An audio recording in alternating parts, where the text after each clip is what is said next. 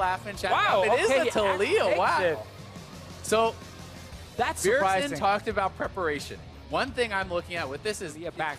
and especially the last stand is something that you just don't even see. Even as far as solo queue on SR, that's not something I really see people picking whatsoever.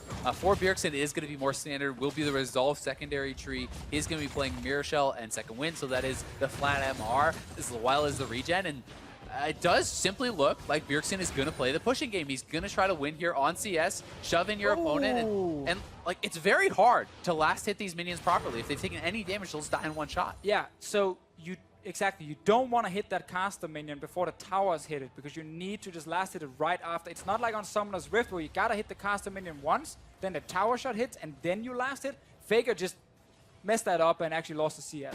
The melees are also very awkward to CS because it's not like 2 hits then auto it. It is kind of like a hit and a half, so you kind of have to prep them properly to actually have them be able to be last hittable. Obviously, Sidra can be pretty good at that later on, though. Basically, the tower 2-shots the melee minions. Yeah. That just makes it very difficult to CS. So Bjersen, once again, playing to just push all the time, and it is working for him at the moment. Faker looking instead for that all-in, needs to land the stun first, and then he can apply a lot of burst damage that Bjersen will struggle against. The other thing that's actually really big on this hit map the wrong one. in particular is the fact that if you control the wave, you control the health relics. And every time you're getting a health relic, that's essentially a full potion extra of HP. So and even if Bjersen is getting poked somewhat, the fact that he's getting both of these relics is a really big deal. And he's just going to go back to base. The fact that he hasn't gone back to base and that his opponent has a very strong push means if he cannot push up the wave before he goes back, it's going to be tough for him because he will likely have a lot of minions denied to the turret while he is away, and then the wave will be pushing back for him again. And Faker's getting not only low on health, but relatively low on mana here. So we'll see if he can actually pull something off. I mean, if he hits 6 before Bjersen, there is still potential for an all-in. This is dirty, though, from Bjersen. Again, so much poke landing. Got that early back. You know, he's sitting with 2 Dorns. He has boots as well.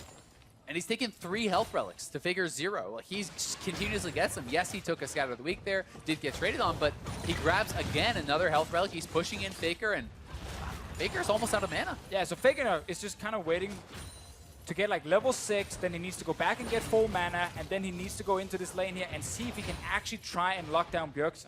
The problem with that is it should be very apparent to Bjersen. Oh, he knows for sure, well, right?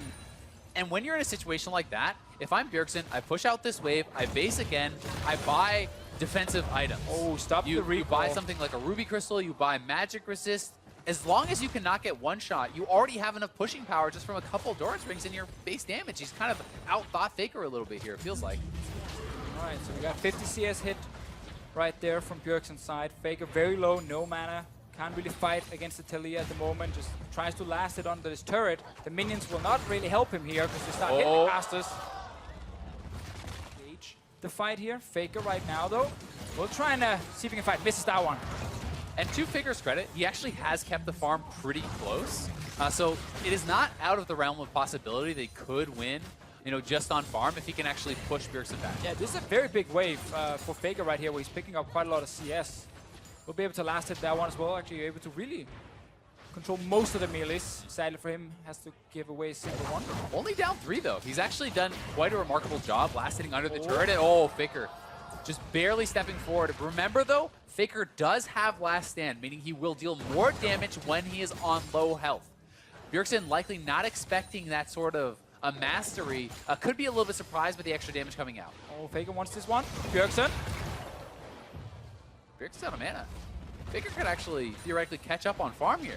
Oh, he will try. Let's see if he can stop the recall as well. There we go. Stop this one. Didn't get the last one because Bjersen just made it back in time. Faker, yeah, while he's a bit low on HP, does have both summoners available. Bjersen's exhaust here.